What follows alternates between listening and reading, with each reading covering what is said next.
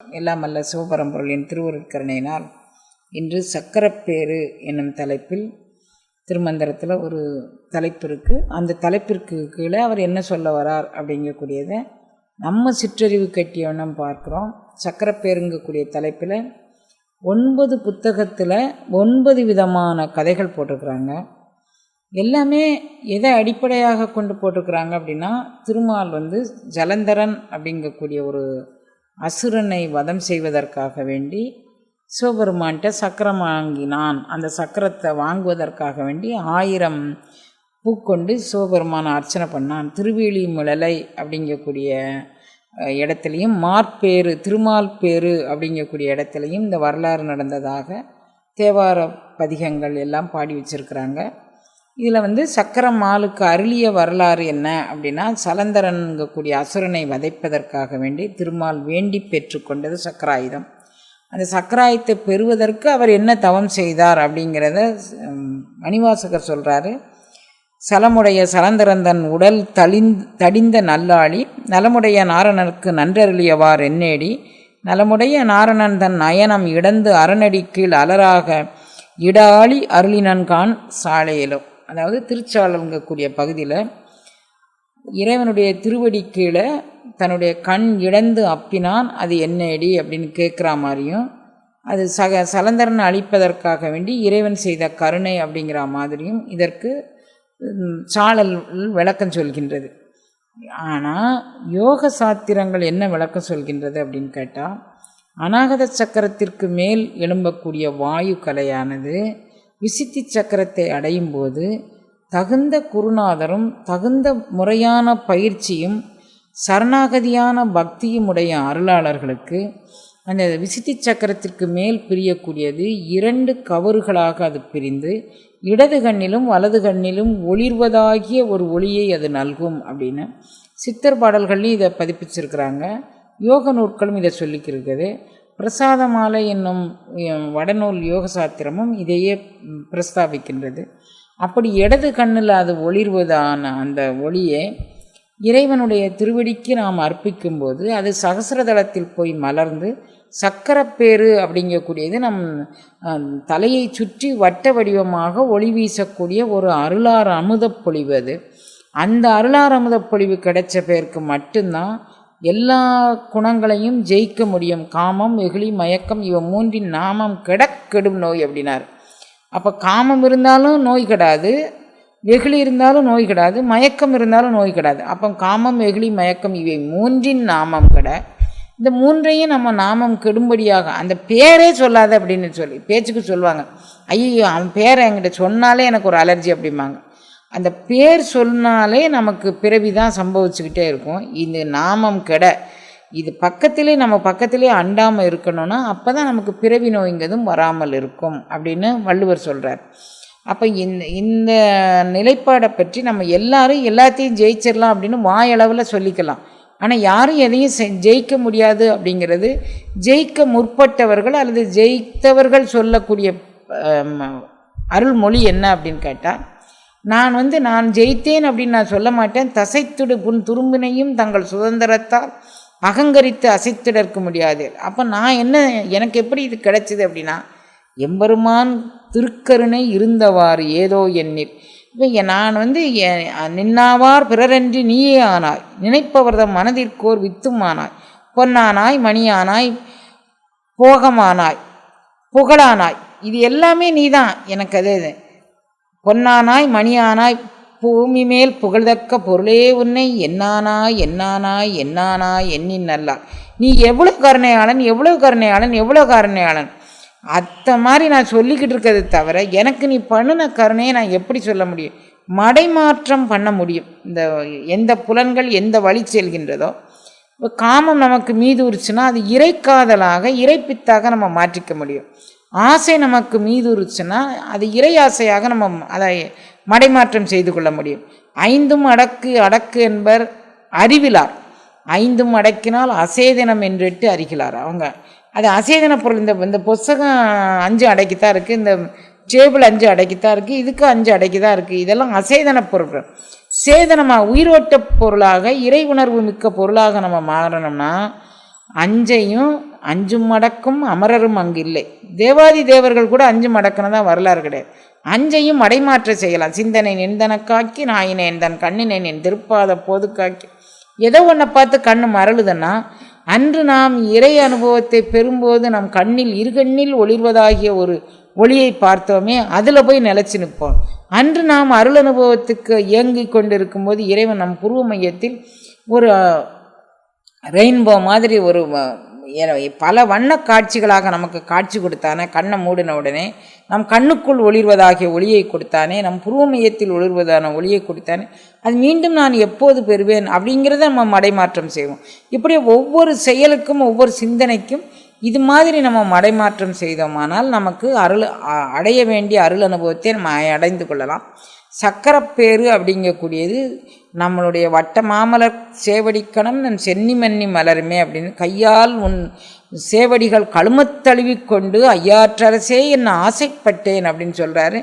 அது 2 கையும் தலைக்கு மேலே தூக்கி வச்சுக்கொண்டு இந்த இடத்துல தானே அருளமுதம் வந்தது, இந்த இடத்துல தானே அருள் வீழ்ச்சி விழுந்தது, எங்கும் இதுவரை நாம் பார்த்திராத ஒரு அருள் அனுபவ பொழிவு இந்த இடத்துல தானே கிடச்சிது. இது மாதிரி நம்ம நினச்சிக்கிட்டே இருந்து பங்கயம் 1000 பூவினில் ஒரு பூக்குறைய தன் கண் இடந்து அரண் சேவடிக்குள் சாத்தலுமே சக்கரம் மார்க்கு எம்பிரான் அருளியவாறு எங்கும் பரவினாம் தோல் நோக்கம் ஆடமோ. அப்போ சங்கரன் எம்பிரான் சக்கரம் மார்க்கு அருளியவாறு எங்கும் பரவினாம் தோல் இந்த சக்கரம் எங்காச்சு? எங்கும் பரவினாம். நம்மளுடைய உடல் முழுதும், நம்மளுடைய உயிர் முழுதும், நம்மளுடைய உணர்வு முழுதும் பரவக்கூடிய ஒரு அருள் அனுபவ பேர் இந்த சக்கரப்பேருங்கிறது. இந்த சக்கரப்பேரை திருமால் எப்படி இவருக்கு அழிச்சார் அப்படின்னு கேட்டால், திருமாலுக்கு எப்படி இறைவன் அழிச்சார்னா ஒரு அசுரனை கொள்வதற்கு. அந்த அசுரன் எப்படிப்பட்ட அசுரன் அப்படின்னா ஜலந்தரன்கக்கூடியவன். அவன் ஜலந்தரன்கக்கூடியவன் எப்படி தோணுன்னா, இறைவனுடைய பல வண்ண வடிவங்களில் ஒன்று பைரவ திருமூர்த்தங்கிறது. அந்த பைரவ திருமூர்த்தம் ஜலந்தரன் அதாவது அவன் தவம் பண்ணி கொண்டு இருக்கும்போது இறைவன் பைரவ திருக்கோலத்தில் வரான். யார் முன்னால் வரான்னா, இந்திராதி தேவர்களெல்லாம் தவம் பண்ணிக்கிட்டு இருக்கும்போது பைரவ திருக்கோலத்தில் அவர் வரும்போது இந்திரன் இவனை அடையாளம் தெரிந்து கொள்ளவில்லை. பைரவமூர்த்தியாக வந்தது நம் தலைவன் தான் அடையாளம் தெரிஞ்சுக்கல. அதனால தான் அடையாளம் தெரிந்து கொள்ளாத எல்லாரும் தன்னை நாய் அப்படின்னு சொல்லி கடைய நாய் அப்படின்னு சொல்கிறாங்க. தலைவனை அடையாளம் தெரிந்து கொள்ளக்கூடியது நாய். நாம் தலைவனை அடையாளம் தெரிந்து கொள்ளவில்லை அப்படிங்கிறதுனால எல்லாரும் கடைய நாயின்னு இருக்கிறாங்க. இந்திரன் இறைவனை அடையாளம் தெரிஞ்சுக்கிடல.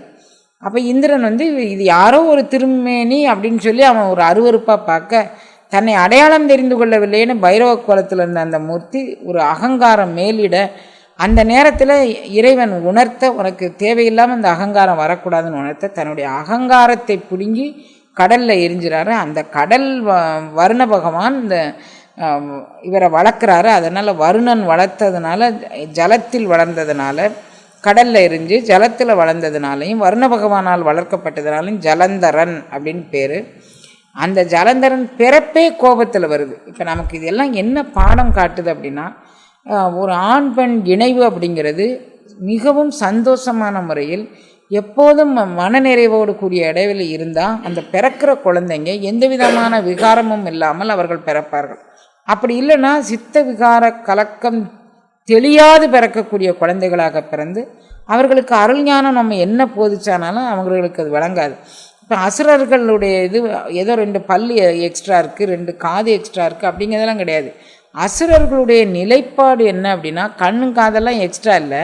அவர்களுக்கு என்ன எக்ஸ்ட்ரா இருக்குது அப்படின்னா அகங்காரம் அமகாரங்கள் அதிகமாக இருக்குது. இப்போ யாருக்கெல்லாம் அகங்காரம் அமகாரம் அதிகமாக இருக்கோ அவங்க எல்லாருமே அசுரர்கள் தான். இப்போ சக்கரப்பேருங்கிறதுல என்ன சொல்ல வர்றாருன்னா, எல்லாரும் அகங்காரம் உடையவர்கள் தான். நம்ம மானுட ஜென்மங்களை எல்லாரும் அகங்காரம் உடையவர்கள் தான். நம்மளோட விலங்கினங்களை ஒப்பிட்டு பார்க்கும்போது விலங்கினங்கள் அவங்களுக்கு நான் இல்லை, எனது இல்லை, சொத்து சேர்க்கணுங்கக்கூடிய எண்ணம் இல்லை. அவர்கள் தன்னுடைய குழந்தைகள் அப்படிங்கக்கூடிய அவங்களும் குழந்தைகளை பராமரிக்கிறாங்க. தான் சாப்பிடாதிருந்து கூட கோழி 22 நாள் அடக்காத்து தான் சாப்பிடாம 5-6 நாளைக்கு அந்த குழந்தைகளுக்கு தான் கொத்தி கொத்தி கொடுத்து ஊட்டும். அதே மாதிரி ஒவ்வொரு தாயினங்களும் அது மாதிரி தான் குழந்தைங்களை வளர்க்குது. யாரும் தனக்கு வேணும்னு வச்சுக்கல. அப்படி வளர்த்த பிறகு ஒரு குறிப்பிட்ட வயசுக்கு பிறகு அவங்களே ஒரு பக்குவமாக்கி இந்த குழந்தைங்க தானே இறை எடுத்துக்கணும், தானே தன்னுடைய குடும்பத்தை வச்சுக்கணும்னு அவங்கள தள்ளி வச்சிடுறாங்க. நாம் ஏதோ ரொம்ப பந்தபாசமாக இருக்கிற மாதிரி நினச்சிக்கிட்டு ஒரு குறிப்பிட்ட எல்லைக்கு மேலேயும் அந்த குழந்தைங்களை நம்மளுடைய பொசிசிவில் நம்மளுடைய பொசிஷனில் வச்சுக்கணும் அப்படிங்கிறதுக்காண்டி அந்த குழந்தைங்க படிப்பிலேருந்து அந்த குழந்தைங்க விளையாட்டுலேருந்து எல்லாத்துலேயும் நம்ம தலையிட்டு கடைசி குழந்தைங்க வளர்ந்து நம்மளை பார்க்காது போகும்போது நான் அவனை அப்படி வளர்த்தனே, நான் அவனை இப்படி வளர்த்தனே, நான் அவனை இப்படி வளர்த்தனே, நீ போகலேனும். நம்மளுடைய இணைவு நேரத்தில் நம்மளுடைய எண்ண விகார கலக்கத்தின் மூலமாக இப்படி குழந்தை தான் பிறந்திருக்கு. அப்போ இது நமதுக்கு பிறவியை வேறறுக்க வந்தது, நமக்கு பிறவி நீக்கத்துக்கு காரணமானதுன்னு நம்ம சமாதானப்படுத்திக்கிட்டோம்னா, அந்த அக்செப்டன்ஸ் நமக்கு வந்துருச்சுன்னா, நம்ம ஏற்றுக்கொள்ளக்கூடிய ஒரு மனோபாவம் வந்துருச்சுன்னா, நம்ம எதுக்கும் கலங்க மாட்டேன். இதுதான் விதிச்சது, அதுக்கு மேலே என்ன செய்ய முடியும் அப்படின்ற எண்ணம். நான் இனிமேல் என்ன செய்ய வேண்டும், இதுக்கு மேலே நான் என்ன அருள் அனுபவத்தை பெற வேண்டும், அது என்னுடைய பதிவை குறைக்கும், என்னுடைய மனதை சமாதானப்படுத்தும். நான் ஒரு நேர்மையான ஒரு இந்த பிறவியில் அனுபவிக்க வேண்டிய கடப்பாடுகளை அனுபவித்து அதோடு இறை அனுபவத்தையும் கூடவே நான் அனுபவிப்பதற்கு இது எந்த வகையில் எனக்கு துணை செய்யும். இதுதான் சக்கரப்பேறு நமக்கு காட்டக்கூடிய ஒரு பாடம். இது சங்கரன் சக்கரம் இவருக்கு கொடுத்தாருங்கிறது பொது விதியாக அவர்கள் சொல்லப்பட்டாலும், அருள் அனுபவ பேற்றில் நமக்கு உச்சந்தலைக்கு மேலே விழக்கூடிய அந்த அருள் வீழ்ச்சி நம்மளுடைய தலையை சுற்றி பரவி பெரிய பெரிய அருளாளர்கள் படத்தை வரைகிறவங்க அல்லது கல்லில் செதுக்கிறவங்க கூட அதுக்கு பின்னாலே ஒரு ஒளிவட்டம் வரைகிற மாதிரி வரைகிறாங்க. அது இயல்பாக நம்ம எல்லாருக்குள்ளேயும் அந்த ஒளிவட்டம் இருக்குது. அதை மறைச்சிக்கிட்டு திரோதான மாயை இருக்குது. அந்த திரோதான மாயையை விளக்கிட்டோன்னா இந்த ஏற்கனவே இருக்கக்கூடிய ஒளிவட்டம் நம்ம எல்லாருக்கும் பிரசன்னமாயிரும். அந்த ஒளிவட்ட பிரசன்னத்தை தான் சக்கரப்பேறு அப்படிங்கக்கூடிய தலைப்பில் கொண்டுட்டு வராரு. மால் போதகன் என்னும் வன்மைக்கு இங்கு ஆங்காரம் கால்போதம் கையினோடு அந்தர சக்கர மேல்போக வெள்ளி மலை அமராவதி பார்போகம் ஏழும் படைத்து உடையானே. இப்போ மால் போதகன் என்னும் வன்மைக்கு இங்கு ஆங்காரம் கால்போதம் கையினோடு அந்தர சக்கரம், அதாவது அந்தரத்தில் சக்கரம் இருக்கிறதாக நமக்கு காமிக்கிறாரு. அந்தரத்தில் சக்கரம் எங்க? வான்வெளியில் உள்ள அருளாற்றல், அதாவது அகண்ட விஸ்வத்தில் அகண்ட பிரபஞ்சத்தில் உள்ள அருளாற்றல். கால்போத நம்ம விட்டு அறவே இந்த மாதிரி காமமாதி குணங்கள் எல்லாம் அறவே போயிடுச்சுன்னா, கால்போதன்னா அறவே விட்டொழிச்சோம் அப்படின்னு சொன்னால், அப்போ நம்மளை சுற்றி அந்தரத்தில் நம்மளுடைய தலையை சுற்றி ஓர் ஒளிவெள்ளம் நமக்குள்ளேயே பரவும் அப்படின்னு சொல்கிறாரு. மால் போதகன் என்னும் வன்மைக்கு இங்கு ஆங்காரம் தவிர்த்து, அதாவது மால்ங்கக்கூடியவன் மயக்கத்தை தரக்கூடியவன், அவன் போதகன், அவன் நமக்கு ஒரு அறிவை உறுத்துறான். எந்த அறிவை உறுத்துறான்? இவைகள்லாம் நிலையானது அல்ல, நான் நிலைத்த பேர் வேண்டி இறைவனை வேண்டினேன், இறைவன் எனக்கு சக்கரம் கொடுத்தான், அந்த சக்கரம் எனக்கு அருள் வீழ்ச்சியாக எனக்கு அருள் அனுபவத்தை தந்தது. அதனால் இப்போ எண்ணிலி பிரம்மர்கள் எண்ணிலி விஷ்ணுக்கள்னு எல்லா அருளாளர்களும் பாடியிருக்காங்க. எண்ணற்ற பிரம்மர் எண்ணற்ற விஷ்ணுக்கள் இருந்தாங்க அப்படின்னு. எண்ணற்ற பிரம்மரும் எண்ணற்ற விஷ்ணுவும் இருந்தானாலும் அவர்களும் பிறவி நீக்கம் பெற வேண்டியவர்களே. அவர்கள் பிறவி நீக்கம் எப்போது பெறுவார்கள், எப்படி பெறுவார்கள் அப்படிங்கிறதுக்கு பிறவி நீக்கம் அவர்கள் பெறுவதற்கான காரண காரியங்களை சொல்லும்போது, யாரெல்லாம் இந்த அருள் அனுபவத்தை பெற்றார்களோ அவர்கள் பிரம்ம பதவிக்கு நம்ம மனிதர்களாக இருந்து, அப்போ இதில் அந்த ப்ரமோஷன் எப்படி போகுது அப்படிங்கிறத சிவபுராணத்தில் சொல்றார். புல்லாகி பூடாகி புழுவாகி பல்விருகமாய் பறவையாய் பாம்பாய் கல்லாய் மனிதராய் பேயாய் கடங்களாய் வல்லசுரராய் முனிவராய் தேவராய் செல்லா நின்ற இத்தாவர சங்கமத்துள் எல்லா பிறப்பும் பிறந்து இழைத்தேன் அப்படின்னு சொல்லிட்டார். அப்போ இந்த தாவர சங்கமத்துள் தேவராய் வந்துட்டாங்க. தேவ பதவியில் ஒரு பதவி தான் பிரம்மாவும் விஷ்ணுவும். அந்த தேவ பதவியில் ஒரு பதவி கிடைச்ச பிறகு நான் தேவனாக இருந்துட்டேன்னா, அந்த பதவி காலம் முடிஞ்ச பிறகு நமக்கு எப்படி ஒரு பிரைம் மினிஸ்டருக்கு ஒரு 5 ஆண்டு காலம் பதவி காலம்னு வச்சுருக்கிறோமோ, எப்படி ஒரு ஜனாதிபதிக்கு 5 ஆண்டு காலம் பதவி காலம்னு வச்சுருக்கோமோ, அது முடிஞ்ச பிறகு அவர்கள் அந்த பதவி விட்டு எடுக்கப்படுவார்கள். அதற்கு வேற ஒரு தகுதியான பாத்திரங்கள், யார் தவமுடையவர்களோ, யார் தன்னை அடக்கி ஆளக்கூடிய வல்லமை உடையவர்களோ, யார் பிரத்தியாரை மட்டும் பார்த்துக்கிட்டே இருக்காம நம்மகிட்ட என்ன குறைபாடு இருக்குது அப்படின்னு பார்த்துக்கிட்டு இருக்காங்களோ, அவங்கெல்லாம் இந்த பதவிக்கு தகுதியானவர்கள்னு தேர்ந்தெடுத்து அவங்க தவமுடையவர்களை தேர்வு செஞ்சு அவர்கள் அந்த பதவிக்கு வைப்பாங்க. இப்போ ஏற்கனவே பதவியில் இருந்தவங்க என்னவாவாங்க? மீண்டும் மனிதராக பிறப்பார்கள். அப்படி பிறக்கும்போது நான் பூரணத்துவம் பெறாதனால் இந்த பதவியிலே நின்றுட்டேன். இந்த பதவி பூரணத்துவம் இல்லை.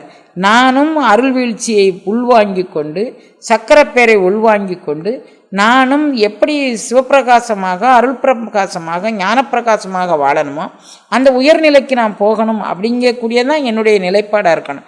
எனக்கு கிடைச்ச பதவியை கொண்டு எனக்கு கிடைச்ச பட்டத்தை கொண்டு நான் எனது என்பது மேலோங்கி தோன்றி நான் இந்த உலகத்தில் இந்த பதவியை இழந்துடக்கூடாதுங்கிற பாடத்தை இவங்க நமக்கு உணர்த்துவதற்காக வேண்டி இது சொல்கிறாங்க. அப்போது பிரம்மாவாக இருந்தவர் சக்கரப்பேறு பெற்றதுனால், அதாவது அருள் வீழ்ச்சி அவர் உள்வாங்கி கொண்டு இந்த தவம் பண்ணி கிடைச்ச இந்த தேவ பதவி இல்லை, அதற்கு மேலும் பெற வேண்டியது இருக்குது அப்படிங்கக்கூடியதை அவர் உணர்ந்து நமக்கும் உணர்த்துகிற பாடமாக இதை சொல்கிறாரு.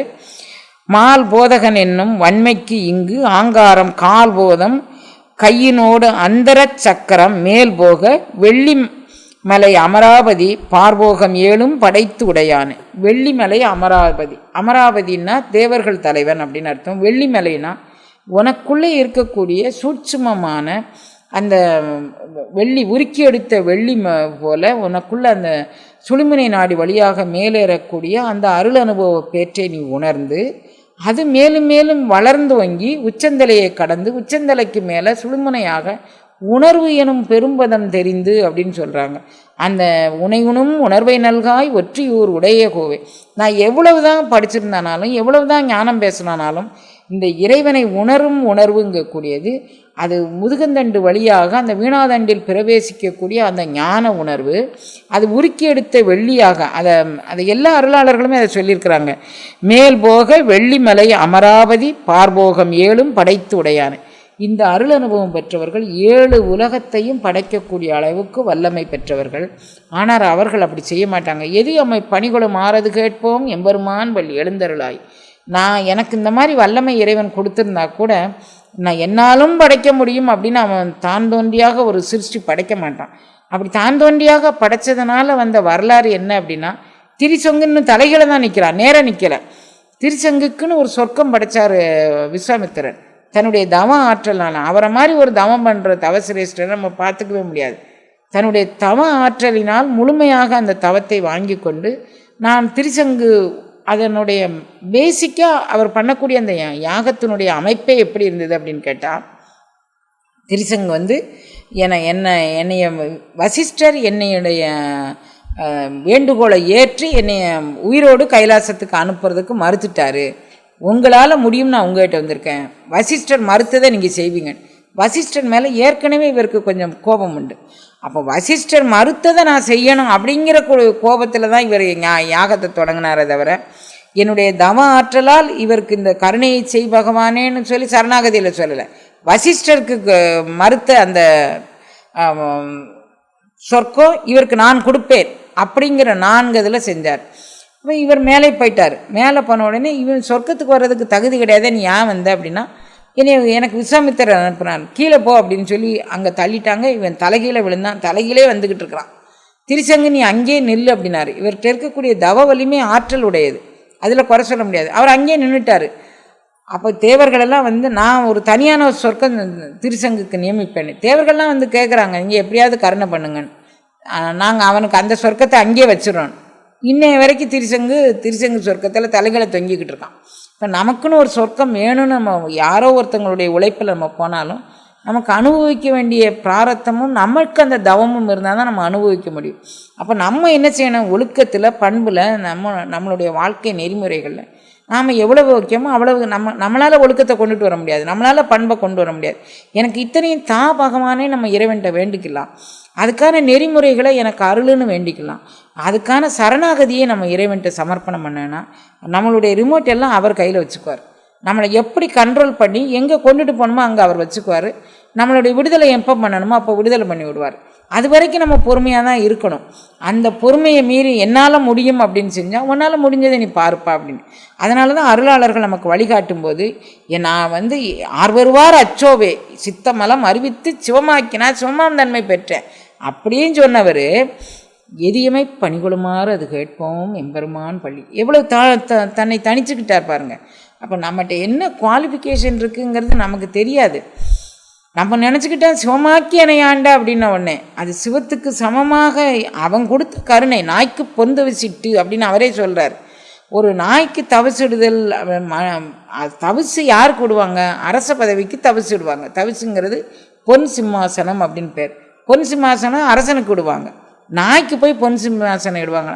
இப்போ நமக்கெல்லாம் கிடைச்ச பேர் திருமந்திர பேர் நமக்கு கிடைச்சிருக்கு. சக்கரம் பேர் நம்ம பற்றி பேசுகிறோன்னா இது நாய்க்கு பொந்து விசிட்ட மாதிரி. உண்மையிலே இதில் இவ்வளவு பொருள் இருக்குது, இது இவ்வளவு உணர்வு பூர்வமானது அப்படிங்கிறது இறைவன் உணர்த்தினால் ஒழிய நம்மளால் உணர முடியாத ஒன்று. அதே பெருமாளுக்கு சிவன் ஒரு சக்கராயுதம் கொடுத்தார். அதை தூக்க முடியாமல் இருந்துச்சு. ஜலந்தரனுங்கக்கூடிய அசுரன் தூக்கி அவனை அழிச்சுக்கிட்டான். அதை அழித்த உடனே திருமால் கைக்கு அது போகாமல் சிவன் கைக்கு போயிடுச்சு. சிவன் கையிலேருந்து தனக்கு பெறுவதற்காக வேண்டி 1000 பூ கொண்டு திருவேலிமலையில் அர்ச்சனை பண்ணார். திருமார்பேருங்கக்கூடிய இடத்துல அர்ச்சனை பண்ணார். இறைவன் அவருக்கு காட்சி கொடுத்து 1000 பூவில் ஒரு பூ குறைஞ்சிது, தன் கண்ணை இடந்து அனுப்புனான். அதுக்கு பதிலாக திருமால் மீண்டும் சக்கரப்பேர் பெற்றார். அப்படிங்கிற வரைக்கும் இதில் எல்லா நூல்களும் இப்படி சொல்லியிருக்கு. திருமால் சக்கரப்பேர் பெற்று ஏற்கனவே திருமால்கிட்ட இருக்கக்கூடிய சக்கரம் தான் அது அவர்கிட்ட போனதுனால இவருக்கு ஒன்றும் நஷ்டம் வரப்போகிறதில்ல, திரும்ப வந்ததுனாலையும் நஷ்டம் வரப்போகிறதில்ல. இப்போ பேசக்கூடிய திருமால், அதாவது எண்ணிலி பிரம்மர்கள் எண்ணிலி திருமால்னு நிறைய பேர் பிறந்தாங்க போய்கிட்டே இருக்கிறாங்க அப்படின்னு அப்பர் சுவாமிகளுடைய தேவாரம் பேசுகின்றது. அப்போ எண்ணற்ற திருமால்கள் எண்ணற்ற பிரம்மர்கள் பிறந்து பிறந்து நுங்கினர் போயினர்னு போயிட்டே இருக்கிறாங்க. அப்போ எண்ணற்ற பேர் போன பிறகு அப்போ இந்த திருமால் என்ன பண்ணுறாரு, நான் அருள் வீழ்ச்சியை பெற்றுக்கொண்டு நான் இதற்கும் மேலான ஒரு நிலைப்பாட்டிற்கு நான் முயற்சி பண்ணுவேன் அப்படின்னு அவர் சொல்கிறாரு. கால் ஆங்காரம் கால் போதம் கையினோடு அந்தர சக்கரம் மேல் போக வெள்ளிமலை அமராவதி. இந்த அந்தர சக்கரம், இந்த சக்கரம் என்னுடைய உச்சந்தலையை சுற்றி அதற்கும் மேல் வெள்ளிமலையாக வெள்ளி வெற்பாக என்னுடைய முதுகந்தண்டில் வீணாதண்டில் அந்த அருள் உணர்வு ஞான உணர்வு இது போகணும். அப்படி போய் நான் இந்த அருள்நிலையை பெறணும்னு சொல்லி அவர் நினைக்கும்போது பார்போகம் 7 படைத்து உடையானே. அப்போ இந்த 7 உலகத்தையும் படைத்து உடையவன் அவனுக்கு இந்த அருள் பேற்றை கொடுத்தான் அப்படிங்கிறது சக்கரப்பேரனுடைய முதல் பாடல். சக்கரம் பெற்று நல் தாமோதரன் தானும் சக்கரம் தன்னை தரிக்க ஒண்ணாமையால் மிக்கு அரண் தன்னை விருப்புடன் அர்ச்சிக்க தக்க நற்சக்தியை தான் கூர் செய்ததே. இப்போ சக்கரப்பேரு எல்லாருக்கும் கிடைக்குமாம்மா, நீங்கள் அருள் வீழ்ச்சியை வாங்கிக்கணுங்கிறீங்க, தலையை சுற்றி ஒளி வெள்ளம் அருங்குங்க, அது எல்லாருக்கும் கிடைக்குமா? ஆனானப்பட்ட திருமாலுக்கே அந்த சக்கரப்பேரை தாங்க முடியலை அப்படின்னு சொல்கிறார். அப்போ அது நிரந்தரமாக எங்கிட்ட கேட்குறவங்கெல்லாம், ஆமாம் எனக்கு நிரந்தரமாக சில நேரம் அழுக வருது, கண்ணீர் வருது, இறைவனை நம்ம பிடிச்சிட்டோமோன்னு நினைக்கிறோம், இறைவனை தொட்டுட்டோமோன்னு நினைக்கிறோம், அதுக்கப்புறம் திரும்ப அது வரமாட்டேங்குதுமா, நான் அதை அப்படியே கான்ஸ்டண்ட்டாக நான் அதை வச்சுக்கணும், நிரந்தரமாக நான் அதை வச்சுக்கணும் அப்படின்னு சொல்லி நமக்கெல்லாம் முன்னால் வாழ்ந்தவர்கள் சொல்லியிருக்காங்க. இது நிரந்தரமாக எப்போ கிடைக்கும்? ராமகிருஷ்ண பரமஹம்சர் சொல்வார், 22 நாள் ஒருத்தன் எல்லா விதமான உணர்வுகளும் அற்று அவன் அப்படியே இருந்தான்னா அவனுக்கு அதுக்கு பிறகு இந்த உலகத்துக்கும் அவனுக்கும் உண்டான தொடர்பு அறுபட்டு போயிடும். அந்த அருள் வீழ்ச்சியை நோக்கி அவனுடைய பயணப்பாடு இருக்கும். அந்த 22 நாளைக்கு முன்னால் வரைக்கும் அவன் என்னதான் பூரணமான அனுபவம் பெற்றானாலும் போவதும் வருவதுமாக அவனுடைய கடைசி எல்லையை தொடும் வரைக்கும் அவன் தியானம் பண்ண வேண்டியது, உலக மக்களுக்கு செய்ய வேண்டியது. சும்மா இருக்கிறதுக்கு யாருக்கும் மனித பழிவு கொடுக்கல. நான் உட்காந்துக்கிட்டே தான் இருப்பேன், நான் கண்ணை மூடிட்டு இருப்பேன். கண்ணை மூடிட்டு யாராலும் எவ்வளோ நேரம் இருக்க முடியும்னு ஒரு விதிச்சிருக்கு. நாம் உண்ணும் உணவு, நம்மளுடைய முயற்சி, பயிற்சி, சரணாகதி இவைகளுக்கு தகுந்த மாதிரி இத்தனை மணி நேரம் தான் இருக்க முடியும் அப்படிங்கிறது இருக்குது. அதை மீறி நான் 24 மணி நேரம் கண்ணை மூடிக்கிட்டு இருக்கேன், பயிற்சி பெற்றுக்கொண்டு இருக்கின்றேன் அப்படின்னு சொல்லலாம். 24 மணி நேரம் நமக்கு தியான அனுபவங்கிறது சாத்தியம் இல்லை. எப்போ தியான அனுபவம் 24 மணி நேரம் சாத்தியாகும்? நான் இறைவனோடு 2.5 கலக்க போகிறேன், அது இன்னும் 20 நாளையிலையோ அல்லது 6 மாதத்திலேயோ அல்லது 3 மாதத்திலே இருக்குன்னா அப்போது போவதும் வருவதுமாக 1/2 மணி நேரம் 1 மணி நேரம் இந்த உலகியலுக்கு வருவோம்.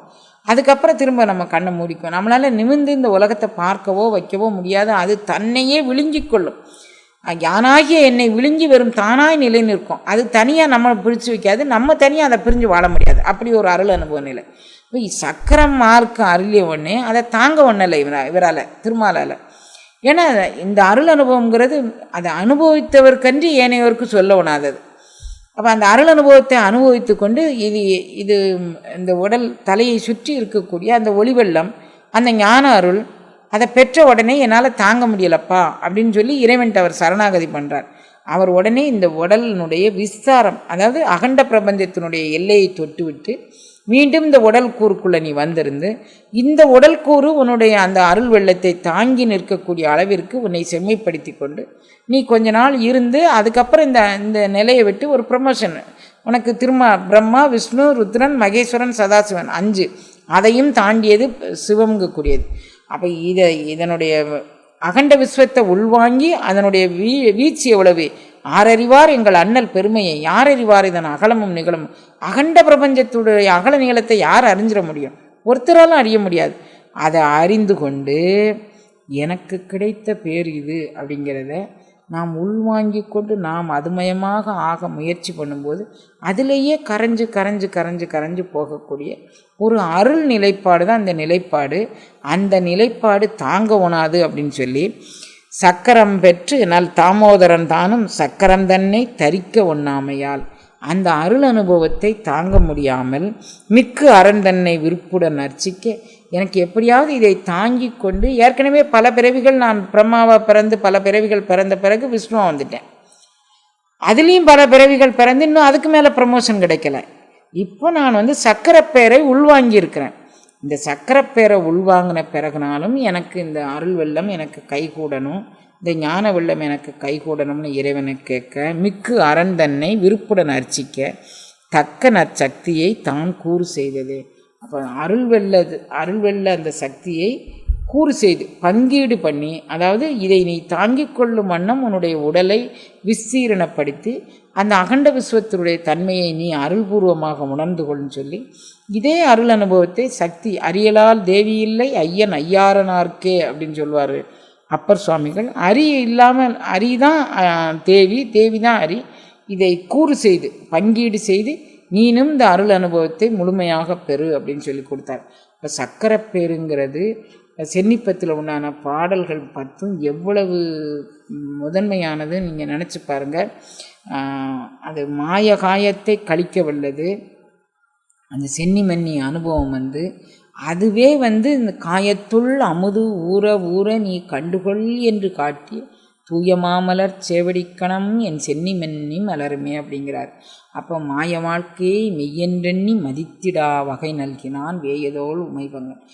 இது மாய வாழ்க்கை தான்ப்பா. உனக்கு என்ன ஆடை அலங்கரங்கள் கொண்டு வச்சனாலும் இது அல்ல நான் எதிர்பார்த்து வந்தது.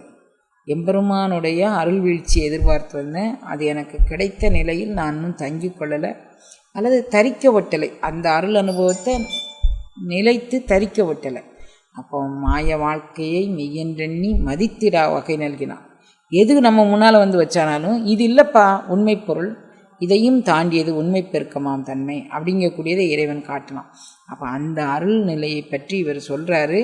இந்த அருள் வல்லவன் தான் சக்கரம் பெற்று நல் தாமோதரன் தானும் சக்கரம் தன்னை தரிக்க ஒண்ணாமையால் மிக்கு அரண் தன்னை விருப்புடன் அர்ச்சிக்க தக்க நல் சக்தியை தான் கூறு செய்ததே. அடுத்த பாடல்.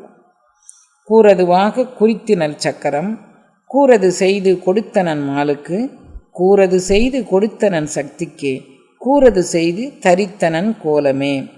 கூறு அதுவாக குறித்த நல் சக்கரம். இப்போ சக்கரத்தை குறித்து இந்த அருள் அனுபவ பேரை குறித்து கூறு அதுவாக அதுதான் உங்ககிட்ட இருந்து வெளிப்படக்கூடிய ஒரு பகுதி. அருள் வெள்ளம் வெளிப்படக்கூடிய ஒரு பகுதி இந்த சக்கரம். அதை கூறு செஞ்சு உன்னுடைய தலையை சுற்றி அந்த அருள் வெள்ளத்தை வெளிப்பட வச்சிருக்கிறான். கூறு அதுவாக குறித்த நல் சக்கரம் கூறு அது செய்து கொடுத்தனன் மாலுக்கு. இதை நீ பெற்றுக்கொள்ளப்பா அப்படின்னு சொல்லி இறைவனை அந்த அகண்ட விஸ்வத்திலேருந்து இப்போ நம்ம முழுசாக அகண்ட விஸ்வத்தை தாங்க முடியுமா? தாங்க முடியாது. நான் எவ்வாறு தாங்கிக் கொள்ள முடியும்? என்னுடைய மாலிக்குள் எவ்வளவு, என்னுடைய அணுக்கள் உடல்கூறினுடைய அணுக்கள் எந்த அளவு இருக்கோ அந்த அளவிற்கு அந்த அணுக்களை அந்த தாங்கக்கூடிய அணுக்களுக்கு தகுந்தவாறு அவன் தன்னுடைய நிலைப்பாடை குறுக்கி கொண்டு நமக்கு தரான், கூறு செய்து தரான். ஏன்னா இதுக்கு மேலே இந்த வோல்டேஜ் இந்த டங்ஸ்டன் நிலையில் இவ்வளவு கரண்ட்டு தான் பாஸ் பண்ண முடியும். அதுக்கு மேலான கரண்ட் நம்மளால் பாஸ் பண்ண முடியாது. அப்படி மாதிரி அவன் கூறது செய்து இதை நமக்கு தாரான். கூறதுவாக குறித்த நல் சக்கரம் கூறது செய்து கொடுத்தனன் மாலுக்கு கூறது செய்து கொடுத்தனன் சக்திக்கு மாலுக்கு மட்டும் அதை செய்யலை, சக்திக்கும் கூறு செய்து அதை கொடுத்தான், பங்கீடு செய்து கொடுத்தான். எப்படி பங்கீடு செய்தான்? இந்த உடம்பு எவ்வளவு தாக்கு பிடிக்கும், இதனுடைய தவ வலிமை என்ன, இதனுடைய முற்பிறவியினுடைய தாக்கம் என்ன, இது எத்தனை பிறவிகளாக இந்த அருள் வீழ்ச்சியை பெறுவதற்கு முயன்று கொண்டிருக்கிறது, அல்லது இந்த பிறவிலேயே இதனுடைய சரணாகதி தத்துவம் என்ன, இதனுடைய யான் எனது என்பது எவ்வளவு தூரத்துக்கு இது போயிருக்குது, இத்தனையும் உள்வாங்கி கொண்டு இந்த நிலைப்பாடை நமக்கு கொடுக்குறாரு. கூறது குறித்தனல் சக்கரம், கூறது செய்து கொடுத்தனன் மாலுக்கு, கூறது செய்து கொடுத்தனன் சக்திக்கு, கூறது செய்து தரித்தனன் கோலமே. அப்போ இவ்வளவு கொடுத்துட்டு எல்லாருக்கும் பங்கீடு பண்ணி கொடுத்துட்டு கூறது செய்து தரித்தனன் கோலமே. என் கோலம் ஃபுல்லாக அருள் வீழ்ச்சியான கோலம். நான் உங்களுக்கு அதை முழுமையாக செலுத்தணும்னா நீங்கள் தாக்கு பிடிக்க மாட்டீங்க. இப்போ இந்த ஏரியாவுக்குள்ளேயே ஒரு டிரான்ஸ்ஃபார்மரில் இத்தனை வோல்டேஜ் கரண்ட்டு தான் இருக்குன்னு அவங்க ஒரு லிமிட் வச்சுருக்குறாங்க. நம்ம வீட்டுக்கு வர்றதில்ல ஒரு 230 வோல்டேஜ் வரைக்கும் வரலாம்னு ஏதோ ஒரு கணக்கு வச்சுருக்குறாங்க. அவ்வளோக்குள்ளே தான் நம்ம ஏரியாவுக்குள்ளே வர முடியும். அதுக்கு மேலே இண்டஸ்ட்ரிக்கு போகும்போது அதனுடைய டிரான்ஸ்ஃபார்மர் வேலை, அது தாக்கு பிடிக்கக்கூடிய சக்தி வேறு. ஆனால் மொத்த கரண்டோடைய அளவு என்ன அப்படின்னா, எங்கெங்கே நம்ம தயாரிக்கிறோமோ, எங்கெங்கே பிளான்ட் போட்டிருக்கோமோ அந்த பிளான்டோடைய கொள்ளளவுனுடைய தரத்துக்கு ஏற்ற மாதிரி, அதில் நம்ம சேர்த்துக்கக்கூடிய சேர்க்கையினுடைய தரத்துக்கு ஏற்ற மாதிரி அதனுடைய தன்மை இருக்கும். இந்த பிளான்ட்டுகளை பிரித்து கொடுக்கதே இவ்வளோ இருந்ததுன்னா, பேரண்ட நாயகனே முழு கொள்ளளவாக இருக்கும்போது அந்த அருள் வெள்ளம், அந்த ஒளி வெள்ளம் எவ்வளவு பிரபையுடன் எவ்வளவு வீச்சும் வீரியமாக இருக்கும். அதை கூறு செஞ்சு நீ இதை அனுபவிப்பான்னு நமக்கு கொடுக்குறான்னா எவ்வளவு பெருங்கருணை. நம்ம மாலிக்குள் தாங்கக்கூடிய அளவுக்கு நம்ம அணுக்களை அவன் விசாலப்படுத்தி கொண்டு, ஆனால் அவன் அந்த ஒளிமயமாகவே இருந்து தான் தரிக்கலும், அவன் அந்த ஒளிவண்ணமாக தான் இருக்கிறான். நமக்கு வரும்போது இவ்வளவுமாக செஞ்சு நமக்கு வரான் அப்படின்னு சொல்கிறார். தக்கன் தன் வேள்வியை தகர்த்தனல் வீரர்பால், தக்கன் தன் வேள்வியில் தாமோதரன் தானும், சக்கரன் தன்னை சசி முடிமேல் விட அட்கி உமிழ்ந்தது வாயு அக்கரத்திலே. இப்போ இதில் தக்கன் ஏற்கனவே தக்கனுடைய வேள்வியை காம வேள்வி அப்படின்னு சொல்லி நம்ம 2-3 நாளைக்கு முன்னால் அந்த வேள்வி தக்கன் வேள்வி சம்பந்தமான கதைகளை படித்தோம். அப்போ என்ன இச்சை வயப்பட்டு செய்யக்கூடிய வேள்வின்னு பார்த்தோம். அப்போ அந்த இச்சை வயப்பட்டு செய்த வேள்வியில் இறைவன் இந்த சக்கரத்தை எப்படி பயன்படுத்தினான், அருள் வல்லபத்திற்கு கொடுக்கும்போது அருளாக பயன்படுத்தினான். அதே வேள்வியில் அந்த வேள்வி நசிஞ்சு போகிறதுக்கு, அந்த வேள்வியே இல்லாமல் போகிறதுக்கு வீரபத்திரனுக்கு ஒரு அருளை கொடுத்தான். வீரபத்திரன் போய் வேள்வி சரிந்திட, அந்த வேள்வி வாழ்ந்திட இல்லை, அந்த வேள்வி முற்றுப்பெற இல்லை, இவங்களுடைய எண்ணம் நிறைவேறுவதற்காக வேண்டி கொடுக்கல, அந்த வேள்வி சரிந்திட வீரபத்திரனுக்கு இதே அருள் வெள்ளத்தை கூறது செய்து கொடுத்தனன். அப்போ இறைவனுடைய அருள் எல்லார் பக்கமும் ஒன்று போல தான் இருக்குது. அவரவர்கள் எண்ணத்துக்கு தக்கன மாதிரி அதை அவங்க ஏற்றுக்கிறாங்க. இப்போ தக்கன் வேள்வி தகர்த்து நல் வீரர்பால், தக்கன் தன் வேள்வியில் தாமோதரன் தானும், சக்கரம் தன்னை சசி முடிமேல் விட, அவனுக்கு சசி முடிமேல் விட, அவன் சந்திரகலை மேலோங்கி தோன்றும்படியாக சிரசுக்கு மேலே தாமோதரன், அதாவது திருமால் அவன் அதுக்கு மேலே விட்டுக்கிட்டான். ஏனையவர்கள் எப்படி பண்ணாங்கன்னா, தங்களுடைய காமத்தை ஜெயிக்க முடியாமல், தங்களுடைய எண்ண ஆற்றல்களை ஜெயிக்க முடியாமல் அக்கி உமிழ்ந்தது. அவர்களுடைய எண்ணங்கள் முழுதும் புகையாக கக்கின. இப்போ சாதாரணமாக நம்ம ஒரு இடத்துல உட்காந்தோன்னா, எனக்கு என்னமாம்மா அங்கே போனாலே பிடிக்கல, இப்போ அங்கே போயிட்டு வாப்பா அப்படின்னு நம்ம யாருக்காவது சொல்கிறோன்னு வச்சுக்கோங்களேன். என்னமாம்மா நீங்கள் சொல்கிறீங்க, நானும் போகணும்னு நினைக்கிறேன், உங்கள் சொல்ல மீறக்கூடாது, அங்கே போனாலே பிடிக்கல, அங்கே போய் இருக்கும்போது எனக்கு ஏதோ ஒரு மாதிரி அவங்க எல்லோரும் என்னை வித்தியாசமாக பார்க்குற மாதிரி தோணுது, இல்லாட்டி அவங்க எண்ணத்தோடு என் எண்ணம் ஒத்து போக மாட்டேங்குது, 10 நிமிடம் கூட இருக்க முடியல, அவங்க வீட்டில் சாப்பிட சொல்கிறாங்க, என்னால் சாப்பிட முடியல. நிறைய பேர் சொல்கிறாங்க. என்ன காரணம்? அவங்க கருத்துக்களும் நம்ம கருத்துக்களும் ஒத்து போகலை, அவங்களுடைய திசுக்களும் நம்ம திசுக்களும் ஒத்து போகலை, இவைகள் வித்தியாசப்பட்டு போகுது. அந்த இடத்துல போய் நம்ம நிற்கிறதுக்கு நமக்கு ஏதோ ஒரு குறை நம்மகிட்ட கூட இருக்கலாம், அவங்ககிட்ட கூட இருக்கலாம், யார்கிட்ட குறை இருக்குங்கிறது இப்போ பேச்சு இல்லை. ஒத்து போக முடியாத எண்ண அலைகள் இருக்கிறவங்ககிட்ட அந்த ஃப்ரீக்குவென்சி வேரி ஆகும்போது நம்மளால் ஒரு இடத்துல நிலச்சி நிற்க முடியலை. அப்படி மாதிரி நிலச்சி நிற்க முடியாமல் இங்கே வேள்விக்கு வந்த எல்லாரும் தங்களுடைய எண்ணங்கள் செதறுபட்டு போக, நியாயமான எண்ணங்களுக்காண்டி அவங்க வரல, அநியாயமான எண்ணங்களுக்காக வந்ததுனால தக்கன் வேள்வி தகர்ந்தது. யாரெல்லாம் சசி முடி மேலிட, யாரெல்லாம் சந்திரகலை விளங்கி தோன்றும்படியாக அவர்களுடைய உணர்வை பெருக்கி கொண்டு சுழுமுனை ஆற்றலை பெருக்கி கொண்டிருக்கிறார்களோ அவர்கள்லாம் மேலான அனுபவத்தை பெற்றாங்க. மீதி பேரெல்லாம் சரிஞ்சு விழுந்தது. யாகத்தினுடைய நிலைப்பாடும் சரிந்தது. இப்போ இந்த உடலாகிய ஒரு கூண்டுக்குள்ளே நாம் ஒரு யாகம் நடத்துகிறோம். அந்த யாகத்துக்குள்ளே பேரண்ட நாயகன்கக்கூடிய அகண்ட விஸ்வம் தன்னுடைய அருள் வெள்ளத்தை பாய்ச்ச வேண்டும் என்று நடத்துகிறோம். இதில் காமம் ஜெயிக்கப்பட வேண்டும், கோபம் ஜெயிக்கப்பட வேண்டும், மோகம் ஜெயிக்கப்பட வேண்டும். அவ்வாறு ஜெயிக்கப்பட்ட காம மோக கோபத்தினால நாம் அருள் வெள்ளத்தை பெறலாம். அப்படி ஜெயிக்கப்படாத போது அவைகள் சிதறண்டு போகும்படியாக அந்த யாகம் தடைப்படுமே தவிர அது வெற்றி பெறாது அப்படின்னு சொல்லி இதில் கருத்து சொல்கிறார். இப்போ யார் உணர்வு நிலையை பற்றி சந்திரகலை மேலோங்கி தோன்றும் அருள் அனுபவத்திற்கு போகிறார்களோ அவர்களெல்லாம் வெற்றி பெறுவார்கள், ஏனையவர் வெற்றி பெற மாட்டார்கள் அப்படின்னு சொல்லி, அப்போ சக்கரப்படையை கொடுத்தா அந்த சக்கரப்படையை தாங்கிக் கொள்வதற்கு நமக்கு ஒரு வலிமை வேண்டும், அதை நேரிய வழியில் செலுத்துவதற்கு நமக்கு ஒரு நேர்மை வேண்டும். இவைகள்லாம் இறைவனை சரணடைந்து நாம் பெற்றுக்கொள்ளக்கூடியதை தவிர நாம பெற்றுக்கொள்ள முடியாது.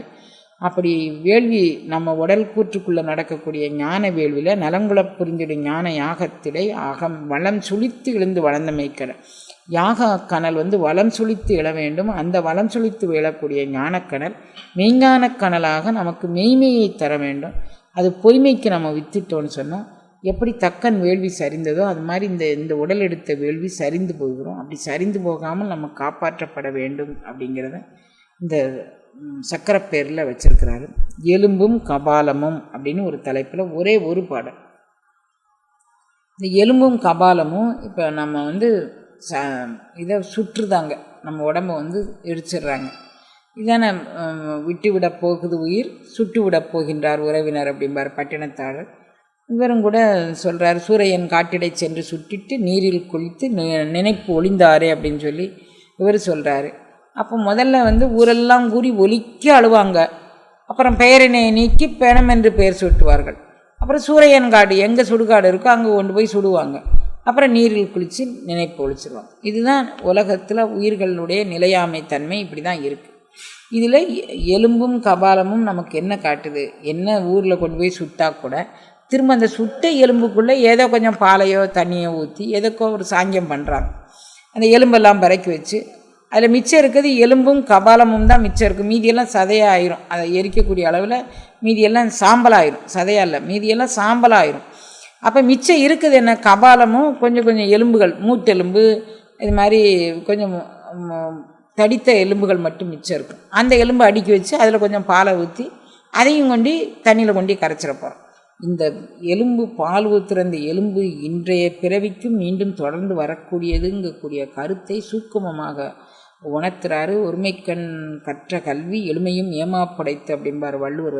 ஒருமைக்கண் ஒருவன் கற்ற கல்வி 7 பிறப்புக்கும் தொடர்ந்து வரா மாதிரி ஒருமைக்கண் இந்த பிறவியில் நம்ம என்ன செய்கிற லாபமோ நஷ்டமோ தாமே தமக்கு சுற்றமும் தாமே தமக்கு விதிவகையும் அப்படிங்கிறாரு மணிவாசக பெருந்தகை. நமக்கு சுற்றம் நம்ம தான், நமக்கு விதிவகையும் நம்ம தான், வேறு யார் கொடுத்தும் அது வரப்போகிறதில்லை. தீதும் நன்றும் பிறர் தர வாரா அப்படின்னு சொல்கிறாரு.